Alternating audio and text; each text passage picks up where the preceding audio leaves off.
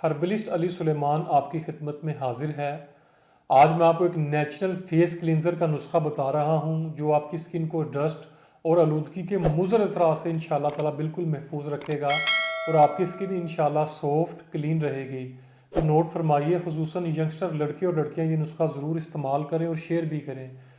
गुल बालवाना खुश्क, गुलाब खुश्क, गुल नीलोफर खुश्क, हर ये तमाम चीज़ें आपने 20-20 ग्राम, इसके साथ साबुत मसूर, काले चने, ये दोनों चीज़ें 50-50 ग्राम और हल्दी 10 ग्राम, तमाम चीज़ों का पाउडर बनाकर इसमें 2 टेबल स्पून आपने इसको सफ़ूफ को दही में आपने या दूध के साथ इसको मिक्स करके इसका पेस्ट बनाकर फेस पर हल्का हल्का सा रब करें और कुछ देर लगा रहने दें और दोबारा फिर आहिस्ता आहिस्ता रब करें। जब पेस्ट खुश्क हो जाए तो हाथों को हल्का सा गीला करके फेस पर फिर रब करें। तो आप हफ्ते में इसको 2 से 3 मरतबा करें, इंशाल्लाह ताला आपकी स्किन सॉफ्ट हो जाएगी। अल्लाह की रहमत और करम नवाजी से आपको बहुत फ़र्क पड़ेगा। इसी के साथ मुझे इजाज़त दीजिए। अल्लाह हाफिज़।